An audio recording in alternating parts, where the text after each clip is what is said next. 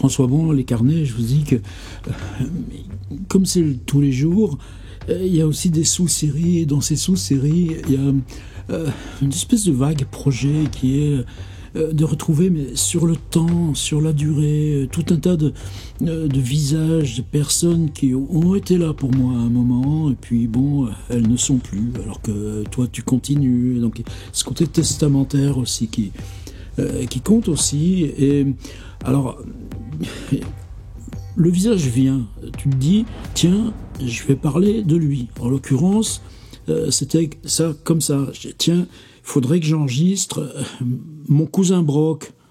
Et après, tu te dis, mais pourquoi aujourd'hui Alors, samedi, il y avait un enterrement familial, c'était loin, je pouvais pas y aller.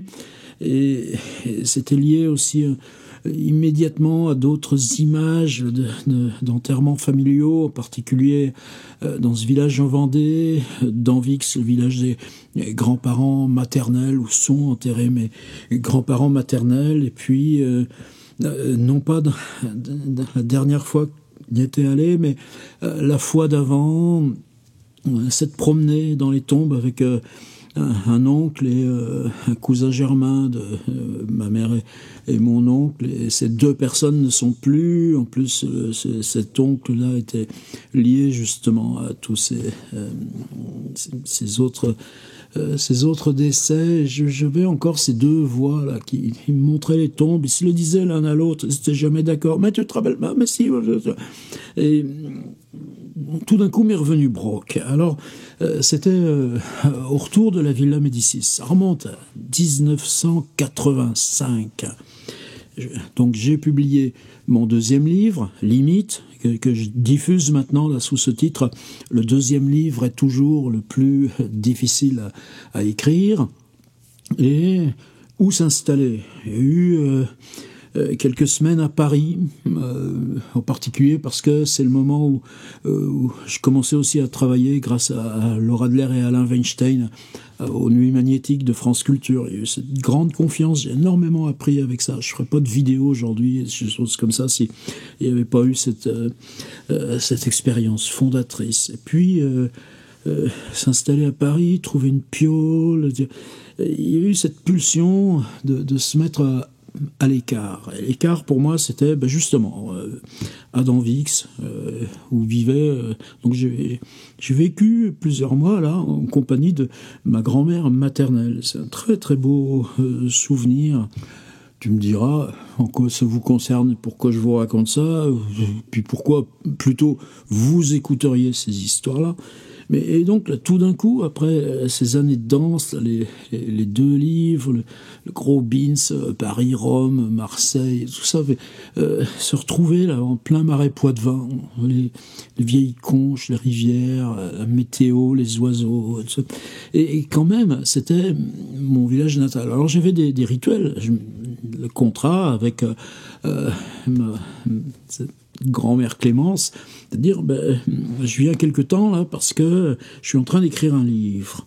Ce sera mon troisième livre. Et c'est devenu plus tard, pas longtemps après, un an après, Le crime de Buzon. Alors, sur quoi je partais? Dans Limite, donc le deuxième livre, il y avait cette question, pour moi, qui était là, de la violence qu'une société fait aux êtres, la violence, réagir par la violence physique envers quelqu'un d'autre.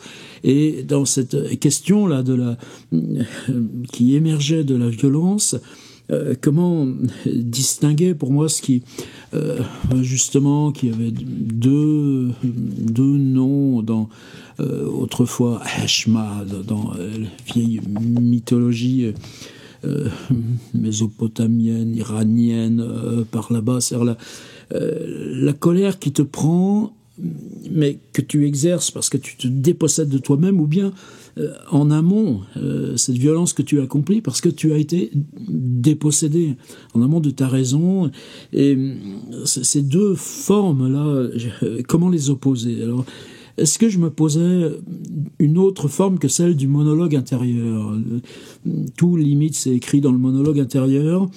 Je lisais Faulkner beaucoup, et j'en avais pas fini avec le monologue intérieur. Surtout, ça me semblait un rapport d'énonciation au réel, c'est-à-dire tu arpentes l'intérieur de ton cerveau, et tu découvres des blocs là, des blocs de réalité, et en gros tu élimines la question de la représentation fictionnelle parce que tu les prononces à l'intérieur en tant que réalité. Je sais pas comment dire ça, et c'est probablement absurde d'un point de vue théorique, mais s'amorçait pour moi dans prolonger encore ce travail sur le monologue intérieur, ce qui me gênait dans, par exemple, le mot roman là qui est resté là chez Minuit, puis que j'ai assumé, mais avec lequel j'ai mis longtemps à rompre.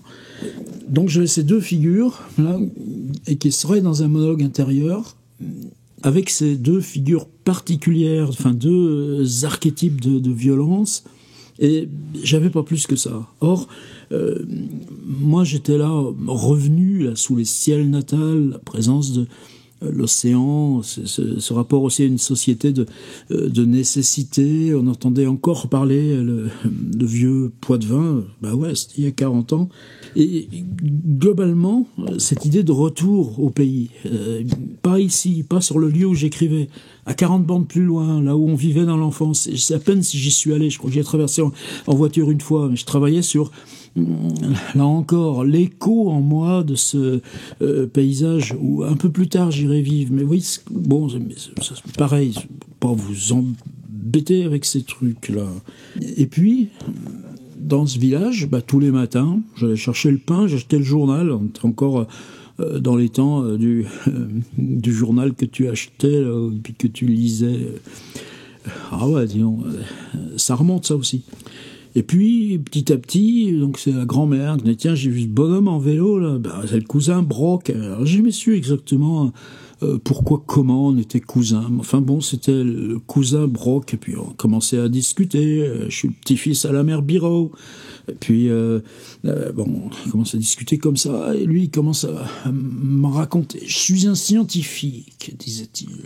Et c'est pas des mots qu'on disait à la légère dans ma famille, là-bas. Et pour lui, même il m'a expliqué ce que ça voulait dire être scientifique. Il avait été abonné 10 ans à Science et Vie. Et plus tard, quand j'ai pu accéder là où il vivait, les Sciences et Vie, il les avait collectionnées, et on avait une énorme pile, presque, peut-être l'intégrale même. Et en tout cas, c'était ça pour lui, être scientifique. Mon Broc vivait face au cimetière, une grange qui avait été mise à sa disposition.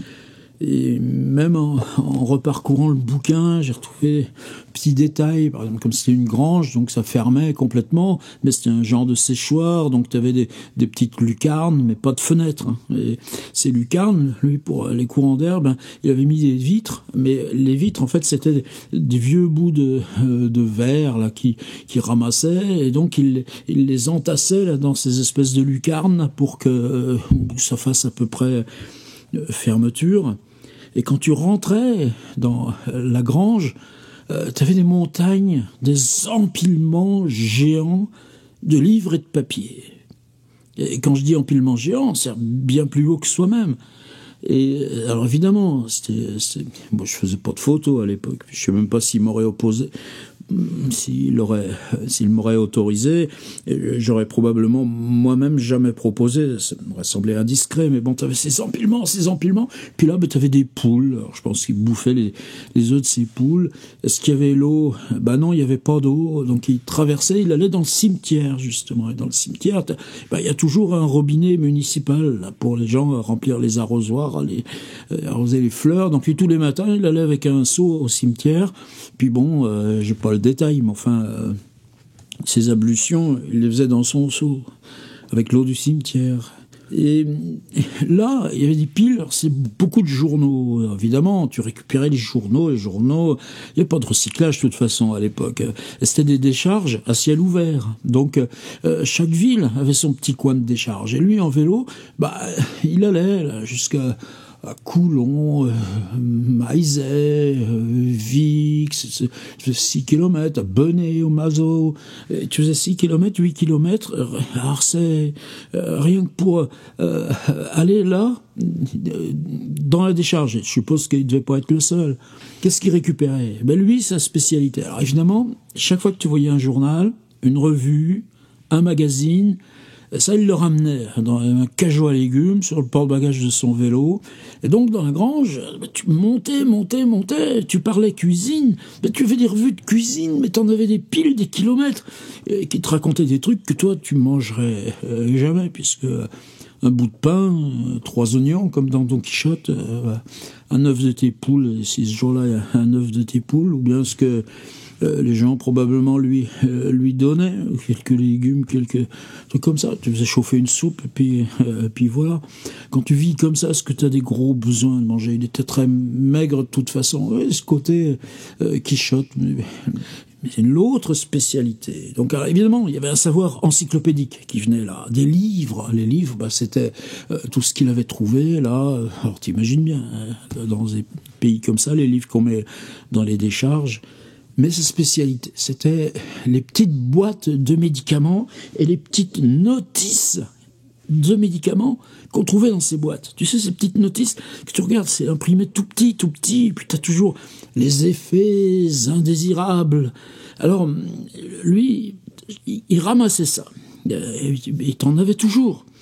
Et c'était trié dans sa grange avec toutes les petites notices. Et son truc, lui, c'est qu'il mémorisait tout. Et mémorisant tout, ça veut dire que quelle que soit ta maladie, lui, il savait les médicaments qui pouvaient venir avec la maladie. Il savait les effets indésirables de ces médicaments.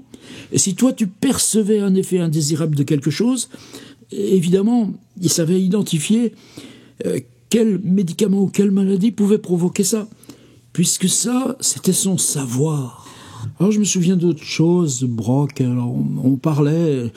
C'était pas un mystique, c'est-à-dire, je me souviens bien aussi, nous on était à l'écart, là, les Bourdettes, donc en gros un bon kilomètre et demi là, du village, le long là de la Sèvre, c'est le paysage moi qui me hante, qui m'habite toujours. De l'autre côté de la rivière, il y avait une brave dame qui s'appelait Marie-Jeanne Tableau. Marie-Jeanne Tableau, tous les matins, elle allait au cimetière parler à son mari. Et souvent, donc, on se croisait. Et elle me disait, mais ce matin, votre grand-père, il m'a rien dit. La première fois, j'étais un peu surpris. Puis, alors, votre grand-père, voilà ce qu'il m'a dit. Et elle me disait, le grand-père qui était décédé en 1973 ou 1974, je sais plus, donc quand même plus de 11 ans auparavant, elle me répétait ce que lui avait dit mon grand-père. Et ces gens-là, tu peux pas le prendre à la légère. En plus, ce qu'elle dit dans ces cas-là, tu sais pas d'où ça vient, c'est pas la question. Mais il y a à déchiffrer et à comprendre. Brock, lui, rentrait pas là-dedans. Mais je me souviens une fois, on était pareil dans le village, et il y avait une grosse averse. Et j'ai causé avec lui là, dans le milieu du bled, là, pas loin de l'église. On s'était mis là sous un espèce de préau d'avant-toit. Et tout d'un coup, il se retourne, il montre le mur. Là, et il y avait un petit peu comme du mica là, dans cette pierre là de calcaire là, très friable. Il y a eu un tremblement de terre là, au printemps dernier, où il y a la moitié de la maison qui s'est ébouillée, et puis des dizaines d'autres. Mais bon, c'est rien, c'était du torchis avec ces pierres. Et il me montre cette pierre, il me dit là, vous voyez, parce qu'on sait toujours vous voyez, ça vient d'une autre civilisation. Et il me montrait la preuve dans les pierres que d'autres civilisations avaient occupé la Terre bien avant l'espèce humaine. Et probablement ça venait d'autres aussi, cosmogonies, et des choses comme que j'ai retrouvées dans Lovecraft plus tard. Voilà, c'était ça mon cousin Brock. Alors un jour, il n'y a plus de cousin Brock depuis longtemps. J'ai jamais su à quel moment il avait disparu. Je sais qu'une fois j'ai vu sa tombe dans le même cimetière. Qui s'est occupé de lui dans le dernier temps, j'en sais rien. Alors voilà, comment. Et moi le matin, alors c'est Et tu me l'aurais dit encore hier avant-hier, là, j'étais recherché, là, il me restait un exemplaire un peu jauni, la Crime de Buzon, peut-être qu'il faudrait que j'en rachète aussi, il y en a sur Recycle Livre. Pour moi, donc, il y a ces deux voix en alternance, un qui s'appelle Buzon, un autre qui s'appelle Rau. J'ai toujours collectionné des noms de famille, comme ça, des noms propres, en général dans Saint-Simon ou Châteaubriand, enfin, en tout cas, ils viennent toujours de loin, comme ça. Et puis, il y a le monologue de la mère. Ça commence par le monologue de la mère. Et rétrospectivement, à 40 ans d'écart, tu te dis, est-ce que justement pour toi, là, sur cette espèce d'appui, de mise en mouvement, sur ces questions, oui, de figures, a priori antagonistes de la violence, puisqu'il y en a un, ils ont tous les deux fait de la tôle, et Buzon ramène chez lui cet urbain, Michel Rau, et permettre d'opposer ces deux figures, voilà, Eshma et Véleda, ces deux figures de la colère, et chaque fois, c'était la possibilité de faire intervenir un monologue de la mère. Et car qui sait ce qui corrompt la vie des hommes? Ça, je crois que ça vient du Ajax de Sophocle. Ça les prend comme ça tout d'un coup, fous, comme des lapins. Ces deux-là sont partis où traîner. C'est pas parce que je suis sa mère, l'autre qui m'a amené. Il va rester combien? C'est là que j'ai grandi mon enfance, a dit Serge, sur ce rocher. Parce que j'ai transporté plus ça sur le rocher de la Dive, près de Saint-Michel-en-Lerme. Qu'est-ce cité dans Rabelais, d'ailleurs? C'est beau, a fait l'autre. Il y a du panorama. Vrai qu'on avait du beau temps. On lève pas souvent le nez, on n'a pas occasion qu'on vit ici tous les jours. On sait pas profiter. Puis il y a des chiens aussi. C'est bizarre parce que les chiens, souvent eu dans mes bouquins, puis je crois que j'ai pas fini avec ça. Autre chose. Et puis, tu m'aurais dit que, bon, pour moi, c'était lié à Brock à cause de ton écriture. Et en relisant, je dis, bah ouais, Brock, en fait, je l'ai mis là, il monologue aussi dans le livre. Et il parle justement. Un palais, j'avais dit qu'en Victoire c'est la mer. Tu sais, tu vois, cette naïveté, là, t'as ça dans ton 3e livre. Après, tu peux plus avoir ce genre de naïveté. Ben, c'est comme ça. M'a donné cette grange pour en faire ma maison et installer ma pratique. C'était vide, immense, avec rien que de la poussière. Mais c'est vrai qu'elle était grande, cette grange. Sauf que c'est à peine si tu pouvais circuler. Là, tu avais une petite allée là, entre les livres, les magazines, les journaux, le coin des médicaments, une vague table avec 3 vieilles casseroles pile seau là, pour aller au cimetière. Des restes de paille, des tas de bois, ça c'est vrai. Sous les rayons de lumière qui passaient aux découpures. Mais après, est-ce qu'il avait une cheminée? Il pouvait pas. Comment il vivait l'hiver? Ouais, tu mets des parkas. Les parkas, t'en récupères. Tu es toujours habillé, ça, fallait voir. Des lunettes aussi. Des fois, il avait 2 lunettes, 3 lunettes, comme ça, sur le nez, pour arriver à y voir. Des lunettes que tu récupérais, pareil. Plus des fentes en long pour l'aérage, le séchage, que j'ai remplacé par des vitres posées l'une l'autre, puisque quand on utilise des verres cassés qu'on trouve, on tombe pas forcément sur la bonne dimension. C'est trop grand pour un homme comme Brock, j'ai dit à Victoire. Ça, c'est vrai aussi. Parler de lui, un peu à 3e personne. Moi, je disais, et vous, cousin Brock? Ah, Brock, il me répondait. Je sais que ça à vous donner, mais avec toutes vos saletés, ce sera encore trop vite rempli. Ce qui était faux, monologue de Brock. J'y ai toujours eu mes aises. N'était que dans mon métier. Et il considérait que c'était un métier qui oblige à beaucoup parcourir, beaucoup porter pour amener, trier et remporter. La pente du rocher n'aide pas. Quand vient l'âge, et quand vient l'âge est lui-même un fardeau qu'on porte. Disons, c'est ambitieux comme syntaxe, ça. Et quand vient, aujourd'hui, je dirais, quand vient l'âge, un autre fardeau qu'on porte. Tu vois, j'aurais fait l'élision, là, aujourd'hui. Maintenant, voilà. Alors, je travaillais tous les matins. Alors j'avais avec moi ce livre là de Raymond Depardon, San Clément, avec cet hôpital de Venise, cet asile psychiatrique, et magnifique film aussi. Et chaque fois que j'entamais un bout de monologue le matin, je partais sur une position, une courbure de dos ou d'épaule. Ou je me souviens aussi cette photo là, ce type qui met son truc et qui se cache la tête à l'intérieur. Ça, pour moi, Michel Rau, c'était cette photo là. Il y avait une autre, la mer, ça pouvait être celle-là.